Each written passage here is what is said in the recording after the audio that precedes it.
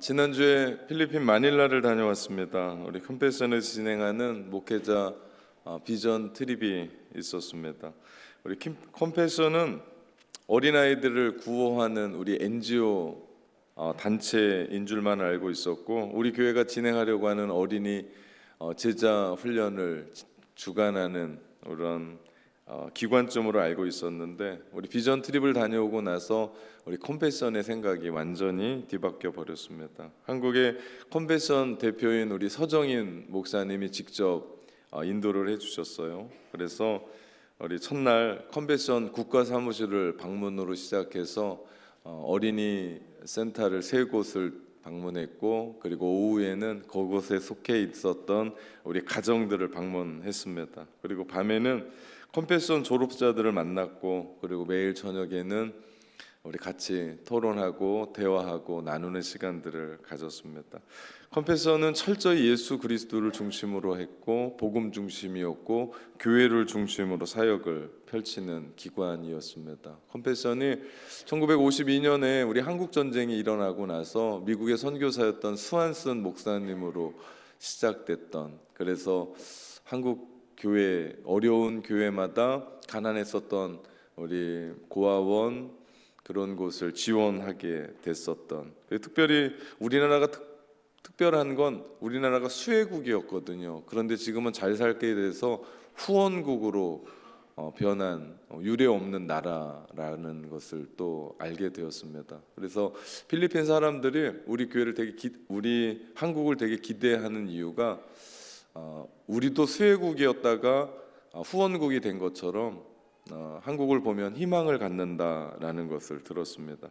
제가 관심 있었던 부분은 양육의 시스템이었습니다. 왜냐하면 올해 우리 교회가 양육 시스템을 좀 더 확고하게 작년 목장과 교육 목장에서도 함께 확고하게 도입하고자 하는 마음 때문이었습니다. 그리고 특별히 어린이 제자훈련 그로잉 EOE가 올해부터 시작되는데, 그 현장이 바로 필리핀의 현장이었어요. 전인적인 양육을 통해서 성경적인 세계관을 세우는, 특별히 그곳에서는 임신부터 시작해서 3세 그리고 4세부터 시작해서 대학에 졸업할 때까지 지원하는 시스템을 보고 왔습니다. 가서 정말 놀랐던 것 중에 하나는 많은 것들이 있었는데 한 사람의 열정이 한 가정을, 한 인생을, 지역을, 나라를 바꾼다는 겁니다. 스완슨 목사님이라는 그 분이 한국의 참혹한 전쟁 이후에 고아들을 도우면서 시작됐던 그 열정이 우리 필리핀 마닐라의 컴패션 그 현장에 한 사람의 이야기가 많은 사람들을 세우고 많은 사람들을 바로 변화시키는 일들을 하더라고요. 저희가 마지막 날 방문했었던 어린이 센터에 스잔이라는 한 여자분이 있었는데, 이분이 얼마나 대단한 분이냐면 우리나라로 치면 국민은행 부총재쯤 하시는 분입니다. 근데 이분이 은혜를 받고 2년 동안 컴패션에 들어가서 돕겠다고 들어갔는데, 가서 보니까 20년 동안 그 일을 하고 계신 거예요. 너무 귀하다 보니까 그 일들을 하고 계신데, 한때는 그 센터가 얼마나 컸냐면 어린 아이들을 1000명을 도와줄 수 있을 만큼의 규모였대요. 근데 그 프로젝트 매니저인 수잔이라는 이 한 분을 통해서 교사들이, 그리고 그 안에 아이들이 변화되어지고 가정이 바뀌는 것을 보았습니다. 처음에 필리핀 가난한 가정들을 현지를 방문하면서 참 안타깝다. 사실은 필리핀뿐만 아니라 저는 중국도 방글라데시아도 단기 선교로 가본 차여서 그렇게 놀라진 않았는데, 필리핀 마닐라의 주변에 있었던 그 열악한 환경들은 더 마음이 아팠습니다. 불쌍하다고 처음부터 들어가서 생각을 했는데, 시간이 지나면 지날수록 저는 한국 교회 아이들이, 한국 교회가 더 시급하다는 생각이 들었습니다. 그들은 사실은 먹을 게 번번치 않고 뭐 없거든요. 그런데 그 아이들이 복음으로 변화돼서 미래의 꿈이 있는 거예요. 대화를 해보니까. 그런데 우리 아이들은 모든 걸 다 갖고 있거든요. 없는 게 없거든요. 다이어트 하려고 밥 안 먹지 뭐 집에 밥이 없어서 밥 못 먹는 애들은 없거든요. 근데 죄송한데 복음이 없고 꿈이 없더라. 12살 먹은 아이들 찾아가서 만나보고 너의 꿈이 뭐냐라고 얘기하면 한결같이 그들 안에 꿈이 있는 걸 발견합니다. 오늘날 우리의 아이들에게 너 꿈이 뭐냐 그러면 머리만 벅벅 끓지 꿈에 대한 얘기를 잘 못하거든요. 제가 그 진행되는 그 상황들을 보면서 너무나 귀했습니다. 한 어린 아이가 복음으로 변하고 그 아이가 변하니까 가정이 송두리째 교회로 오게 되고 그 지역이 변화되고 나라가 변화되는 모습을 보게 되었고요. 특별히 컴패션에서 그 가난한 한 가정의 아이를 선발해서 후원하기 시작하는데 어디까지 가냐면 대학까지 진학을 해요. 그래서 필리핀의 그 컴패션에 들어가 있었던 그 혜택을 받고 있는 아이들 중에 대학 가는 확률이 85%가 돼요. 그러다 보니까 이 퍼센티지가 우리 필리핀 나라에서 대학 가는 확률보다 더 크더라고요. 그러다 보니까 이 아이들이 대학 가서 괜찮은 직장을 얻고 나면 자기들만 잘 먹고 사는 게 아니라 더 근사한 거는 그 사람들이 컴패션의 후원자가 되고 그 사람들이 복음으로 각 지역 교회의 리더들이 되더라. 그들이 둘째 날 저희와 함께 만남을 밤에 가졌는데 그들이 한결같이 직장 퇴근하고 와가지고 저희들과 대화하고 간증을 하는데 그들에게 참 많은 것을 들을 수가 있었습니다. 이 모든 것이 복음 안에 있는 것이었고 이 모든 것이 예수 그리스도로 말미암아 변화된 한 사람의 열정으로 이 일들이 일어나는 것을 보게 되었습니다. 그 현장을 직접 눈으로 보면서 이것이 사도행전 교회고 이것이 성령의 역사라는 걸 깨닫게 되었습니다. 제가 필리핀 마닐라를 다녀왔거든요. 그런데 마닐라에 대해서는 아무것도 몰라요. 본 게 없습니다. 버스를 타고 이동하는 과정 중에도 흔들리는 버스에서도 마이크를 붙잡고 대표이신 우리 서목사님이 말씀을 하는데 눈을 뗄 수가 없고 피곤한데 졸 수도 없고 내리자마자 현장 사역을 시작을 하고 가서 보고 오후에는 각 가정을 방문하고 밤에는 이 일들을 어떻게 한국 교회에 접목을 해야 될까 우리 목사님들이 다 모였으니까 함께 대화하고 우리 지역마다 모였습니다. 서울, 경기, 인천, 울산, 부산, 우리 목포 이렇게 모여다 보니까 각 지역마다의 교회들을 이야기하게 됐고 교회의 사정을 얘기하게 됐고 어떻게 하면 이 복음의 이 시스템을 연결할 수 있을까 함께 고민하고 함께 기도하는 시간이었습니다. 저는 그 현장이 선물과도 같았어요. 보지 못했으면 그냥 우리가 늘 하던 대로 이렇게 하면 되겠다라고 생각했는데 가서 보니까 이건 하나님의 선물이다라고 생각을 했습니다. 그래서 저희가 선물을 받았으면 이 선물을 혼자 먹으면 이기적이고 나쁜 사람이잖아요. 그래서 선물을 풀기로 했습니다. 그래서 제가 오늘 중식을 협찬하는 거예요. 고기를 냅니다. 제가 고기를 낸댔더니 어떤 분이 야채가 필요하다고 배추를 막 엄청 갖다 주셨어요. 너무 감사하게. 그래서 오늘 쌈을 먹습니다. 우리 교회에서 쌈 나오는 교회는 우리 교회밖에 없을 거예요. 쌈 먹으면서 싸움하면 안 됩니다. 우리 맛있게 드시면 됩니다.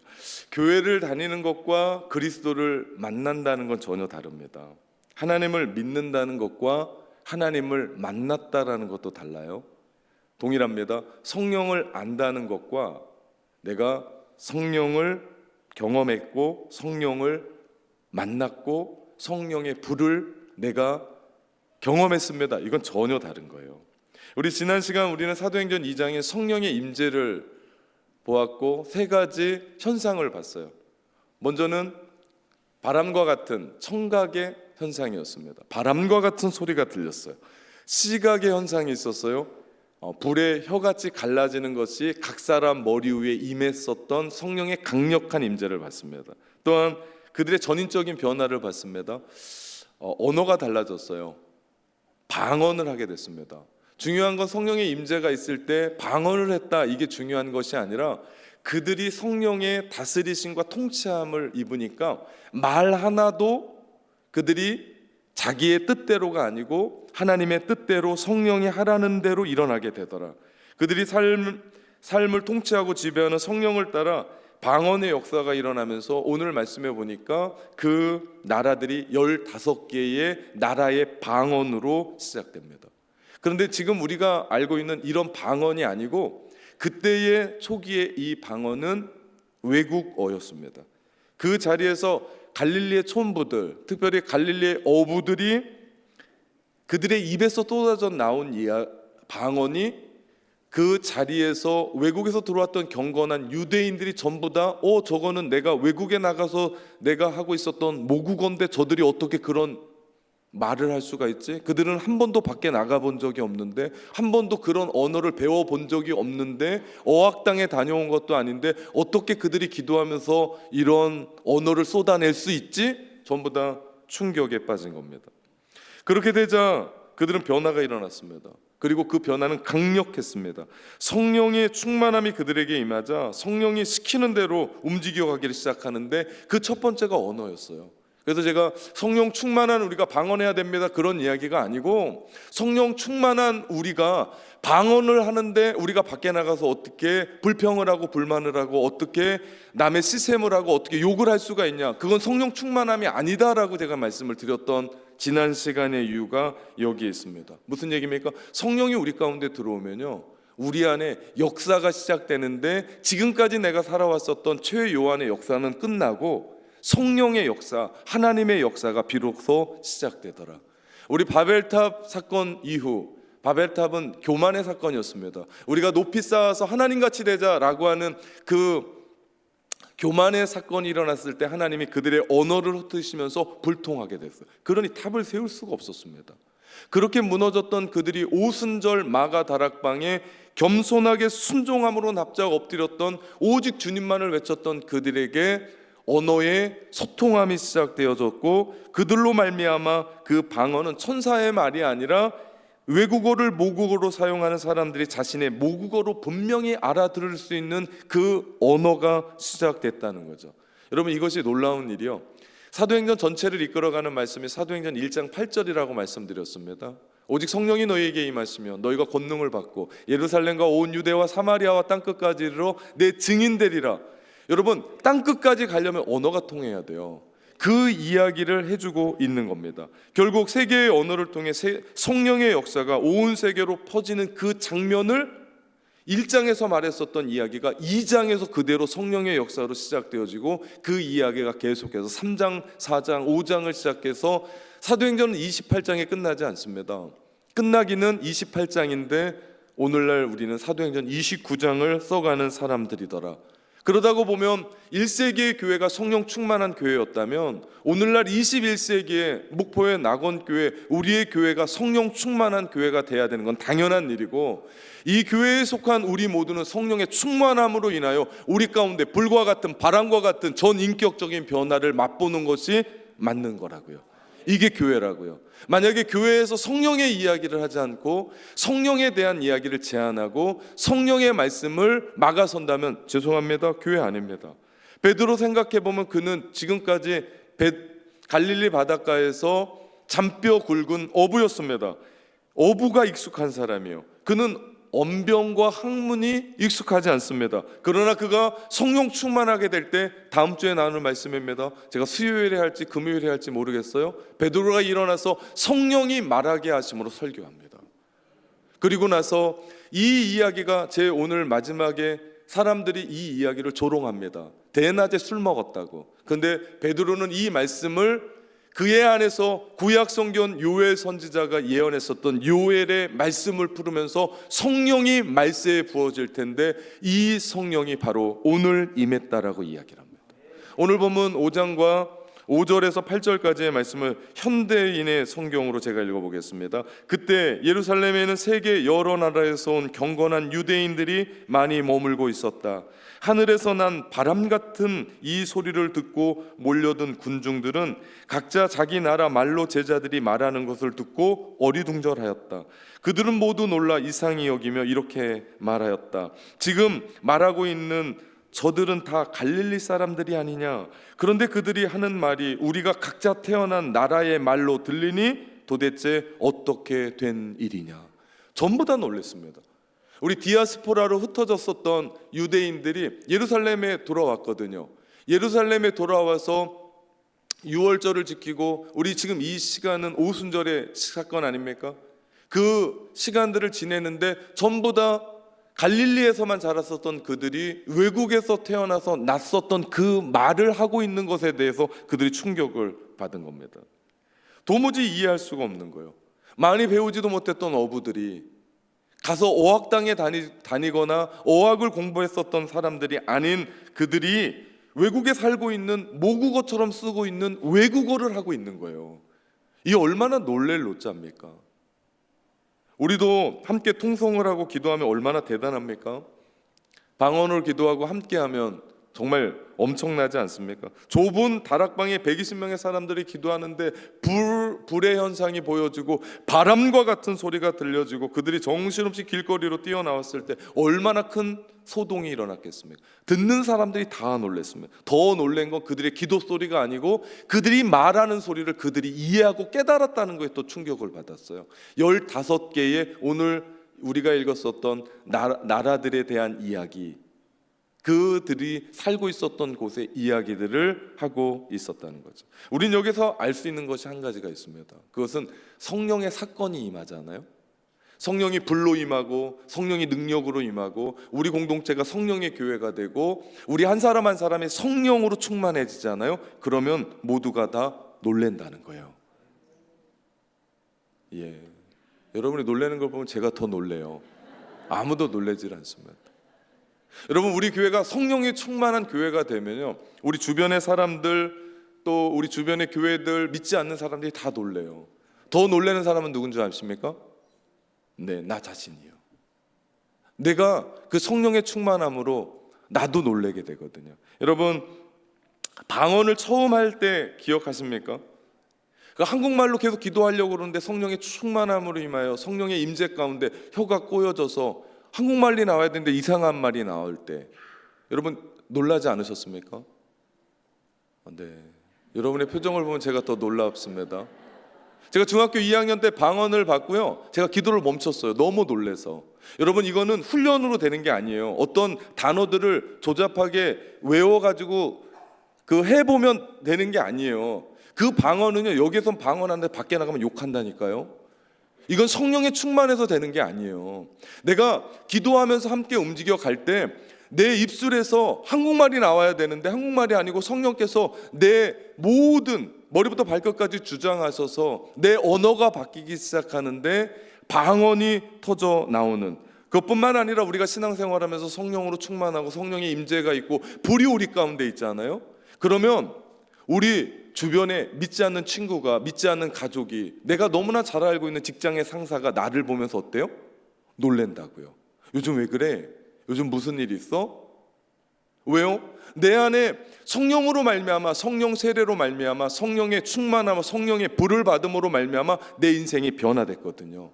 이제 세상이 바라보는 것과는 전혀 다른, 예전에는 쾌락과 돈과 물질과 내가 좋아하는 것에만 눈이 반짝반짝 거렸거든요. 이제는 내 안에 불이 임하니까 하나님께서 기뻐하시는 일, 성령이 원하시는 일에 내가 신경을 쓰고 있고 눈이 반짝반짝 거리고 있고 내가 전혀 다른 삶을 살아가고 있거든요. 그러면서 사람들이 우리 안에 오랫동안 보았던 내가 아니거든요. 가족도 그렇고 친구도 그렇고 삶도 그렇고 말도 달라졌거든요. 이것이 우리의 삶에 놀라운 일들로 우리 가운데 자리 잡혀야 된다고요. 여러분, 이것이 성령이 이끌어 가시는 거고요, 이것이 성령이 변화시키는 일입니다. 요즘 여러분 어떻습니까? 어떤 변화가 여러분의 삶을 휘잡습니까?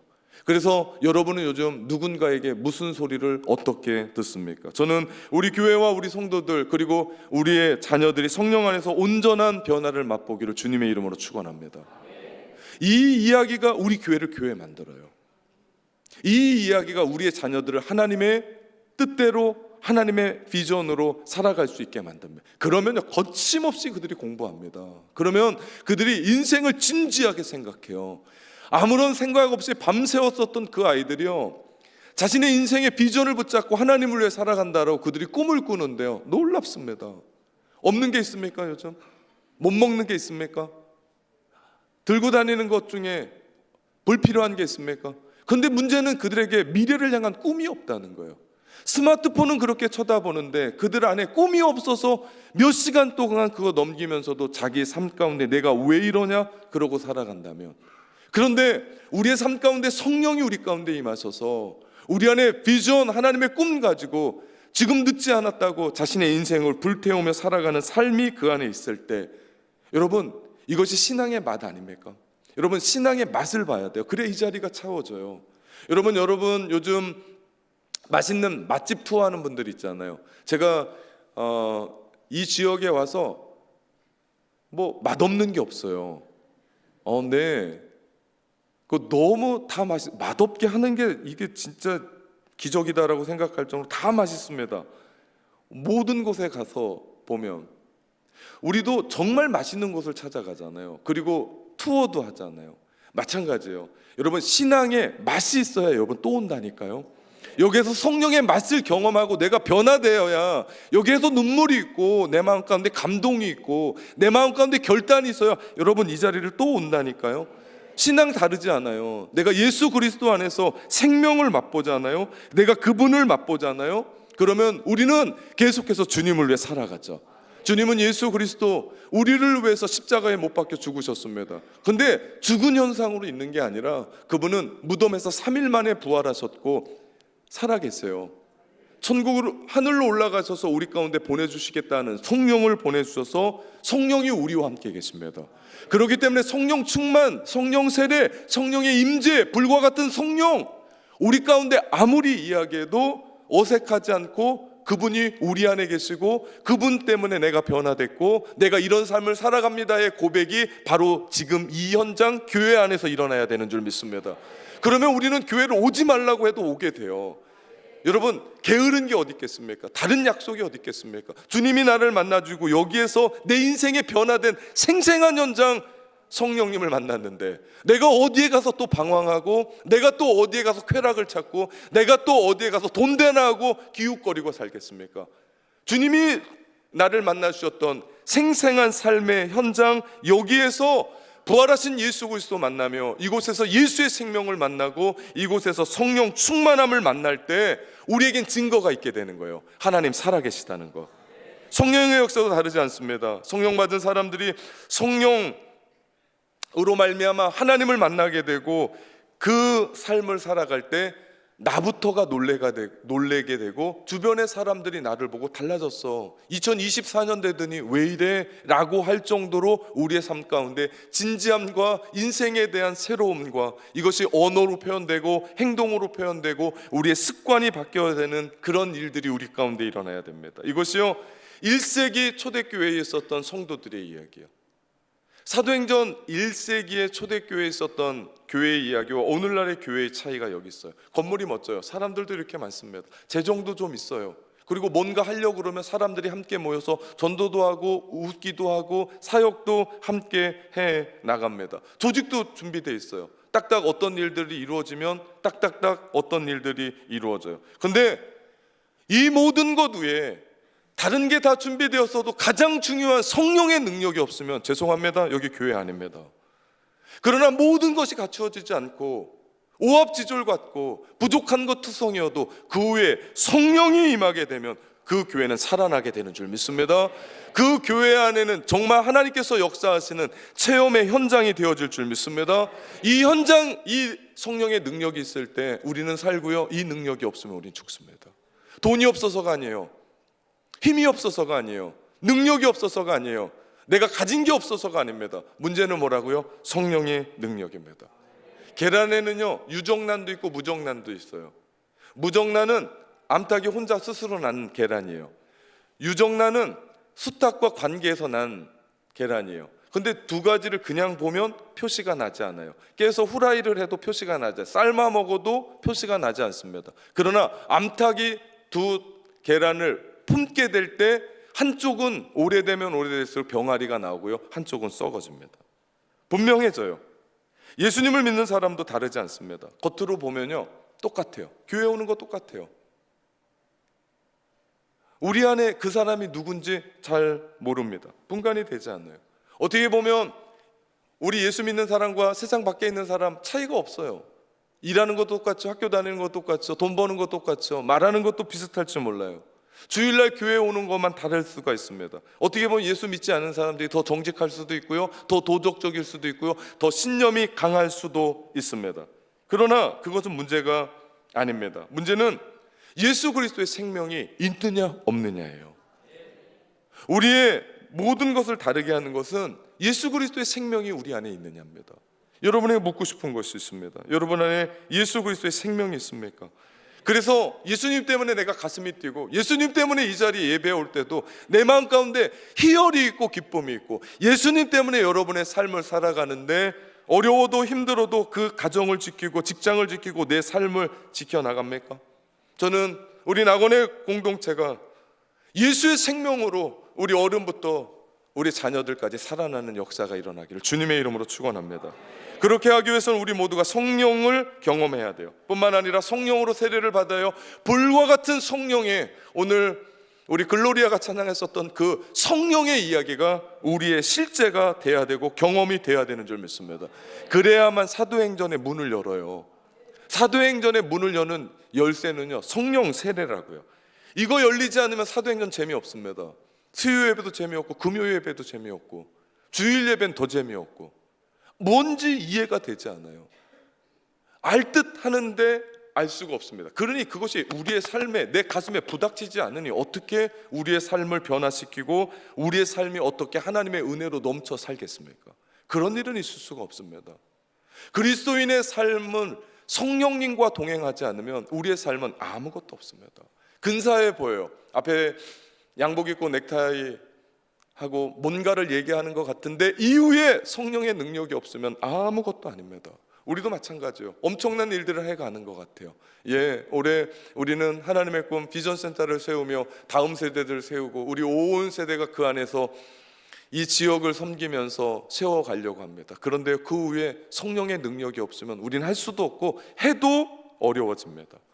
여러분, 우리 교회 위에 우리가 제일 먼저 기도하고 제일 먼저 붙잡고 제일 먼저 점검해 봐야 할 것이요, 성령 충만하냐?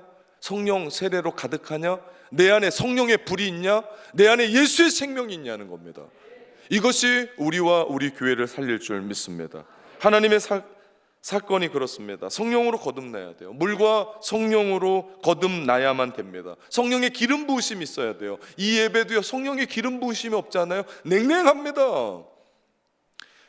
아무리 멋진 글로리아 찬양팀이 찬양을 해도요, 냉랭합니다. 그런데 성령의 기름 부으심이 있을 때 우리 안에 불이 나갑니다. 그 찬양을 들으면서 우리 가운데, 나는 잘 모르는데도 내 안에 뜨거움이 오게 됩니다. 여러분, 어떤 분이 그러잖아요. 우리 교회는 어떻게 매 주일마다 부흥회 갔냐고. 이건 앞에서 설교하는 목사가 소리를 쳐서가 아니에요. 여러분이 아멘을 크게 해서가 아니에요. 오직 성령님 때문인 줄 믿습니다. 우리로 하여금 불붙게 하시고 우리로 하여금 할 일이 있다는 거예요. 사명이 있다는 거예요. 이 땅의 교회들을 깨우고 이 땅에 죽어가는 영혼들을 깨우는 사명이 우리 가운데 있는 줄 믿습니다. 그러할 때 우리 공동체 가운데 하나님이 이루어 가시는 역사의 주인공이 되는 거예요. 하나님이 우리 교회를 그렇게 쓰시기 원하고요, 우리 성도들을 그렇게 쓰시기 원하고요, 한 사람 한 사람들을 귀하게 하나님의 역사에 동참시키는 줄 믿습니다. 그런 삶 속에 여러분이 귀하게 하나님께 쓰임받기를 주님의 이름으로 축원합니다. 그렇게 돼서 사람들이 놀랐어요. 오늘 보면 12절에 보니까 다 놀라며 당황하며 서로 이르되 이 어찌 된 일이냐. 그렇죠. 자기들이 밖에 나가서 외국에 가서 배웠었던 모국어를 그들이 지금 한 번도 나가보지 않았던 그 사람들이 외국어를 모국어로 사용하는 그들이 그 이야기를 하고 있거든. 한 사람의 얘기가 아니라 15개국의 이야기를 그들이 생생하고 하고 있으니 그들이 어항이 벙벙한 겁니다. 그러면서 13절 얘기합니다. 또 어떤 이들은 조롱하여 이르되 그들이 새 술에 취하였다 하더라. 세상 사람들의 눈에 보니까 성령 충만을 받았던, 성령 세례를 받았던 그들의 모습이 술 취한 거예요. 그런데 비웃었습니다. 우린 여기서 대단히 재미난 한 가지 사실을 발견합니다. 이것은 세상이 보는 눈이라고요. 그들이 해석할 수 있는 것은 술에 취했다고 설명할 수밖에 없어요. 사람이 그래요. 내 안에 무엇이 있느냐에 따라서 그것을 새 술로 해석할 수밖에 없다는 거예요. 성령을 모르니 그들의 입장에서는 보니까 이건 술 취한 사람들이에요. 이에 베드로가 말했던 구약 선지자 요엘에게 하나님께서 말씀하셨던 그 일을 이루었다라고 말씀하는 겁니다.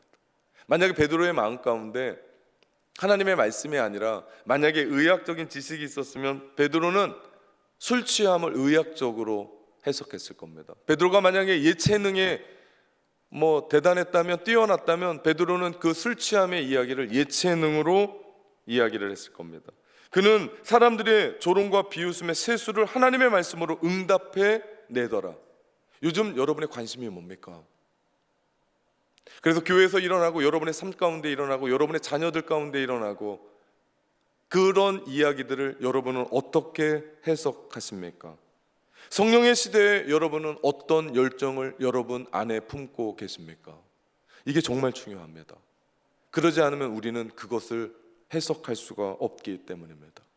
제가 필리핀 마닐라로 떠나면서 교회 현장에서 벗어나서 머리를 좀 식힐 수 있겠다고 생각했습니다. 마닐라 현장에서 컴패션의 사역의 현장을 보면서 제 가슴에 교회와 교육 목장이 어떻게 해야 될지에 대한 생각이 더 깊어졌고 더 복잡해졌습니다. 무슨 얘기입니까? 제 마음 가운데 교회가 있고 제 마음 가운데 다음 세대가 있기 때문에 교회 이루어가면서 저는 우리 목회실 안에 지금 매뉴얼을 만들고 있거든요. 어떻게 움직여 가야 될지. 갔더니 전부 다 매뉴얼인데 그 페이지가 짧게는 20에서 어떤 건 100페이지가 넘습니다. 그대로 갖고 올 수는 없는데 문제는 우리 교회와 다음 세대들을 볼 때 이 이야기는 저만이 아니라 전국에서 모인 그 몇몇 안 되는 목사님들이 가지고 있었던 생각이었습니다. 왜 그렇습니까? 제 안에 우리 교회가 있기 때문입니다. 만약에 제가 담임 목사가 아니고 제가 어느 회사를 다니는 집사여서 거기에 같이 참석했으면 제 마음 가운데는 그런 얘기가 없을 겁니다. 제 안에 교회와 다음 세대들이 있기에 그 현장을 보면서도 끌어오고 싶은 거예요. 그 현장을 보면서 어떻게 하면 우리 다음 세대들, 제가 그 현장에 가서 12살 먹었던 우리 아이들, 초등학교 6학년쯤 될 거예요. 전부 다 꿈이 뭐냐니까 꿈이 있어요. 지금 우리 11시 예배 드리는 우리 아이들에게 너의 꿈이 뭐냐고 물으면 꿈을 정확하게 이야기할 수 있는 아이들이 있을까? 너무나 어렵게 살아서 그런지 벌써 철이 들었어요. 그 아이들은 친구들과 놀 나이고 재미있게 뭔가 해야 될 나이인데 눈빛이 반짝반짝거려요. 그러면서 예수 그리스도가 나의 구주라는 걸 고백해요. 흔들리지가 않아요. 가난해서 그랬을까요? 집안이 부모가 도와줄 수 없는 환경이어서 그랬을까요? 먹을 것이 없어서 그랬을까요? 전 아니라고 봅니다. 그러면서 저희가 마지막 날 저녁에 깊게 생각했던 게 진짜 가난이 뭐냐? 목사님들과 함께 진짜 가난이 뭐냐? 밥 못 먹는 게 가난이냐? 돈이 없는 게 가난이냐? 아니면 예수 모르는 게 가난이냐? 성령 없는 게 가난이냐? 다 가지고 있는데 미래가 없다면 가난한 거고, 아무것도 없는데 그 안들에 예수가 있고 성령이 있고 비전이 있고, 그러면서 우리가 부끄러웠습니다. 왜냐하면 우리가 부하고 그들은 가난하다고 생각했는데 반대가 됐어요. 우리가 아무것도 없고 그들이 부한 아이들이었어요. 부끄러웠습니다. 담임 목사로 부끄러웠습니다. 우리 다음 세대 아이들 어떻게 일어날까? 어떻게 키울 건가? 어떻게 보고만 해서 그들을 이끌어 갈 건가? 사람이 자기 안에 있는 것을 보고 자기 안에 있는 것으로 말합니다. 우리가 어떤 경우에도 성령의 사람이 되지 않으면 안 되는 이유가 여기 있어요. 왜냐하면 우리 교회가 하나님이 부어주셔서 성령의 교회가 될 거고 하나님이 일하시는 교회가 될 거거든요. 그런데 그것을 해석할 수 있는 이 마음이 없다면 이게 큰 문제거든요. 교회에 많은 사람들이 성령 안에서 변화되고 그의 삶을 만들어 갈 텐데 그것을 해석할 수 없는 것이 있다면 어렵죠. 우리 안에 성령으로 가득 찰 때, 성령의 영은 진리의 영이시기 때문에 우리를 말씀으로 이끌고 예수의 생명으로 이끌고 우리로 하여금 하나님의 가치관으로 이끌어서 실상이 뭔지 허상이 뭔지 빛이 뭔지 어둠이 뭔지 오름이 뭔지 그름이 뭔지 우리 안에 진짜가 뭔지 가짜가 뭔지 영원한 것이 뭔지 유한한 것이 뭔지 해야 될 일이 뭔지 하지 말아야 될 일이 뭔지를 구분할 수 있다면 그러면 되는 거 아닙니까? 성령이 우리 가운데 임할 때 성령은 분명 우리에게 실상을 보여줄 거고, 빛을 보여줄 거고, 옳은 길을 보여줄 거고, 가야 할 길을 보여줄 거고, 해야 할 길을 보여줄 거고, 옳은 길을 보여줄 줄 믿습니다. 그렇기 때문에 우리가 성령 충만한 교회가 돼야 되고, 성령이 임하는 가정이 돼야 되고, 인생이 돼야 된다는 거죠. 그런데 오늘 말씀을 보면서 참 신기한 얘기가 나요. 새 술이래요. 왜냐하면 그들도 술 취한 것을 알거든요. 아나무인격이고 뭐 사람이 아니잖아요. 짐승으로 비유해야 될 게 술 취할 사람이죠. 근데 이들이 술에 취했다고 얘기하는데 정확하거든요. 말하는 것이 똑바르거든요. 시간이 지나갈수록 보석과 같거든요. 그러니까 이것을 더 해석할 수가 없으니까 그들이 붙인 이름이 뭡니까? 새 술이라고 얘기합니다.